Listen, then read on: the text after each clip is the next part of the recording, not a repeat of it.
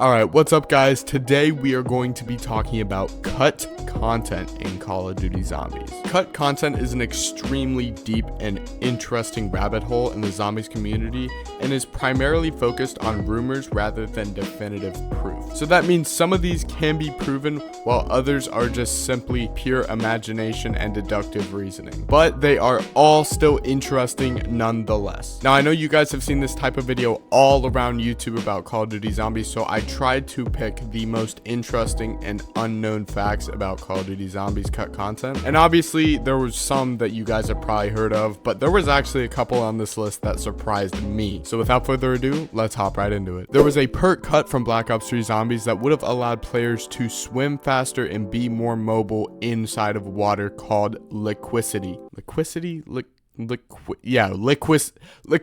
Unfortunate that it was cut, but it was probably pretty useless considering the only water you could swim in was in Zetsubo no Shima. The launch map for Black Ops 1 Kino der Toten was actually supposed to be released in World at War, however it was cut because it would release too close to the launch of Modern Warfare 2. Two more Chaos maps were planned for Black Ops 4. One was called Russia and the other one was called Morocco. Not much is known further on the subject, but it was most likely scrapped due to Black Ops 4's general failure in its launch and performance. In the very early development of Black Ops 3 Zombies, Liquid Divinium was called Let It Ride tokens. Now I don't know who at Treyarch came up with this idea, but thank God it is Liquid Divinium because oh my gosh, Let It Ride tokens, are you serious? Liquid Divinium just sounds so much better. I don't know what Let It Ride tokens were supposed to be anyways. A little side note, Gobblegum were actually also supposed to be called Mega Chew Bubble Blast.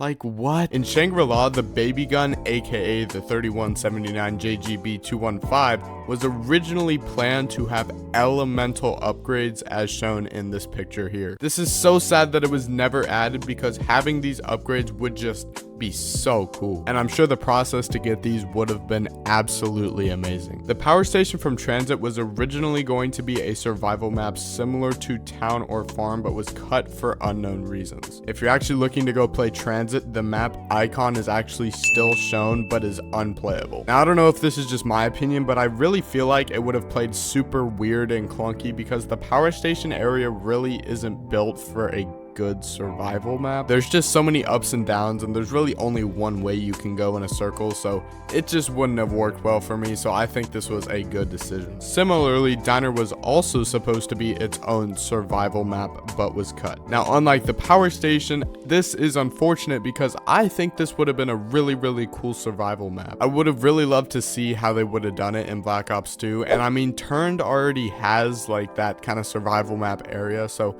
I don't know why they just didn't use it as a survival map. It would have just been so cool. In Black Ops 3, there was actually supposed to be character outfits for all the sets of characters, including the Shadows of Evil, Primus, and Ultimus crew, which would have been unlocked with XP. This is probably very similar to what we already have in Black Ops 4 with the face paint, just a lot better because what is face paint? Also in Black Ops 3, there was a cut alternate ammo type called Honey Business. Not much is really known about this, so it's pretty obvious that it was probably cut very early, but apparently it would have been very similar to the Hive from multiplayer. And personally, I wouldn't even mind another AAT. That sounds just kind of cool. Okay, this one is crazy. Apparently, D Machine was supposed to have a jetpack that you could build with 5 different parts. Unfortunately, not much is really known about this since it was such an early development idea, but just imagine like a jetpack or like an exosuit in D Machine. That would be so cool. Why did they ever cut that? Now I know I said I was trying to be unique, but there is a perk cut from Black Ops 1 that is called Tough Brew. Most of you have probably heard of this one. Apparently it was supposed to increase the penetration of your bullets, and there is actually a custom perk that I believe is based off of this, and that is called Vigor Rush, and it's essentially what the perk would have been if it was in the game. Similarly, Candelier was also another perk cut from Black Ops 1 that you've probably heard of. This perk would have gotten you more ammo in your reserve of your gun, and it is very similar sounding to that of Black Ops 4's Bandolier Bandit. In the files of World at War, there are swamp themed perks that were cut from Shino Numa,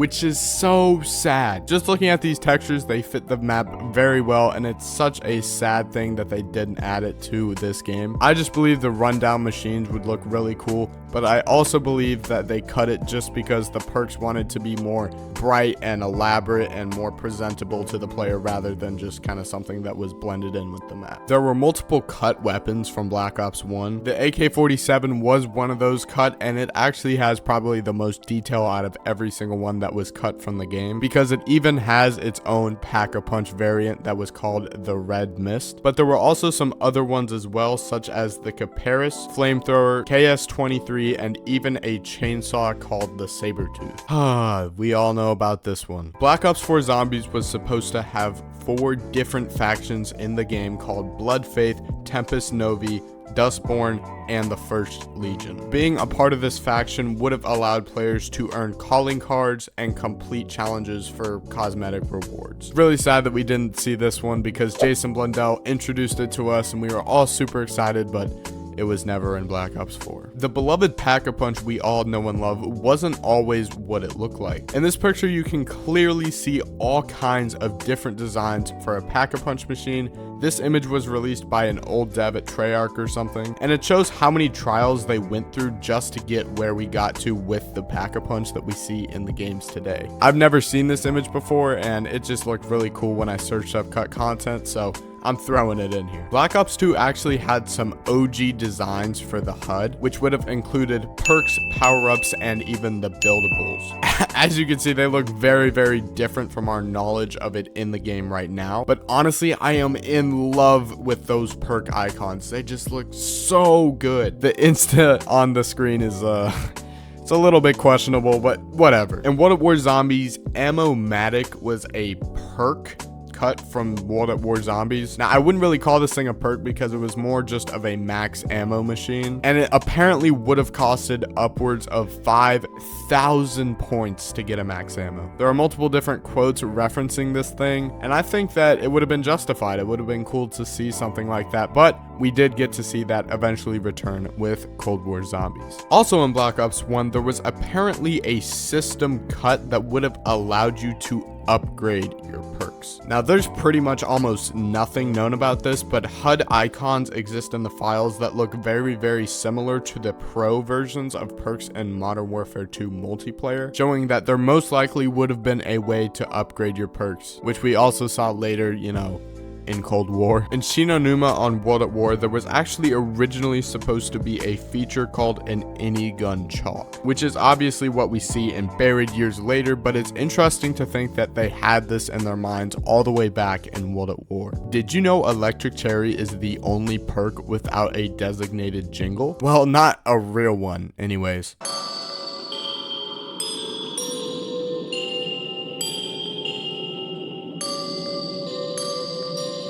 But it wasn't always like this. Electric Cherry was actually supposed to have an 80s disco theme jingle, but it was cut because the jingle apparently didn't fit the tone of Mob, which I agree with, but if they somehow brought this back in Cold War Zombies, I think it would fit the aesthetic so well. And maybe now that I'm thinking about it, Elemental Pop's jingle actually might have been crafted from the OG Electric Cherry jingle. I don't know, I've never thought about that. For the final map of Black Ops 3 Revelations, apparently there was supposed to be a feature where a chicken would replace your trip mine slot. I have no idea what this is even about or what it could have done, but my guess is that it was very similar to what we see with the spider bait in Zetsubo no Shima or something. There is a chicken coop in Spawn, so maybe it would have had to do something with that, but I'm lost. I have no idea. Originally, Black Ops 2 was going to have a DLC 5, which would have included all 4 of the World at War maps. This makes sense because of the knocked bunker we see in Transit, however was cut but still worked on in the background for a potential future release. And believe it or not, this is how the Giant was born. We all know the glitch back in the day to upgrade the Apothicon Servant, but did you know that there was actually supposed to be an upgrade process? Not really much is known about this, and it's pretty obvious that there was supposed to be one, because why would there be an upgraded Apothicon Servant in the files in the first place? But there are these cocoons around the map that would have been used at some point during this quest. Transit is known for having a ton of cut content, and this one is no different. Hellhounds were cut from transit, but they were not supposed to be just your normal dogs. There was supposed to be a gas system with the bus, and when you ran out of gas, these dogs would come and ambush the bus. I personally think that this would be a pretty cool system, not the gas, but the Hellhounds, as it would stir up just some craziness while you were riding the bus. The original concept for Moon actually took place in Paris, with No Man's Land not actually being in Area 51, but instead under the Eiffel Tower. Although something like a Paris map would have been cool, I think Moon was definitely the better send-off for Black Ops 1 Zombies, and I don't think anyone is disagreeing with that. But if you have a PC and own a copy of Black Ops 1, you can actually play this really cool custom map called Parish, and is a map designed about what Paris was going to be if it was an actual map. Der Eisendrache has the Galva knuckles in the files of the game. Yeah, that's it. A second wonder weapon for D Machine called the Ray Rifle was apparently supposed to be released in this map. This pretty much turned into the Ray K, which we see in the next map, Firebase Z. A second version of Transit was planned with a daytime scene without fog, lava, or denizens, and would have taken place before the events of Moon. Obviously, when seeing the limitations they had to work with the consoles and everything, they cut it, as well as a trillion other things. Originally, Shadows was actually going to be an even harder map than what people see it as now, with harder zombies AI that apparently would have sprinted at round 2 and more expensive doors. Thank God this doesn't exist, because this very well could have killed zombies forever. Just seeing the way people reacted to Shadows of Evil at launch, we already thought it was hard enough. Having that, it would kill it. This one's a curveball, but I'm gonna put it on here anyways because I feel like it. Infinite Warfare Zombies has a bumper car feature in Zombies in Spaceland that was apparently cut. Now obviously we know about the bumper cars that go back and forth near like that giant rocket ship, but apparently a feature was cut where you could ride it and run over zombies. I don't know how I feel about this. I think it would have been cool, and plus those bumper cars by that giant spaceship are really annoying because they kill me sometimes. In some trailers for Black Ops 4, you can actually see weapons that don't exist in the game at all, such as the Brecci or the Draken. Also in Black Ops 4 Zombies, there was a cut super Easter egg. We're all very familiar with super Easter eggs. Black Ops 2 had one, Black Ops 3 had one, Cold War even had one. But in every map besides Ancient Evil and Tag der Toten, there are secret rooms that are impossible to open. The popular belief is that they would open up and would have a reward inside after completing an Easter egg of that map. I always love super Easter eggs because they always have these really cool rewards, and I think it just would have been fun to see that. Originally in Cold War Zombies, 5 Pack-a-Punch tiers would have been available, like what we saw in Black Ops 4. However, Treyarch cut these because they saw them as being too OP. And imagine how much 5 Pack-a-Punch tiers would cost. Like tier 5 would probably cost 50,000, and that just is insane. In Black Ops 2 Zombies, Who's Who and Tombstone were perks cut from Origins. They still exist in the files, and at least they still had some sense to not add those perks in, just because they're so bad. And that's all 35 cut content that I have for you guys today. This video was really fun to research about, and honestly I learned a couple of new things that I have never even heard of in the first place. So if you guys kind of like this and you want to see more, maybe drop a like and a subscribe. And with all that said, I will see you guys in the next one. Peace.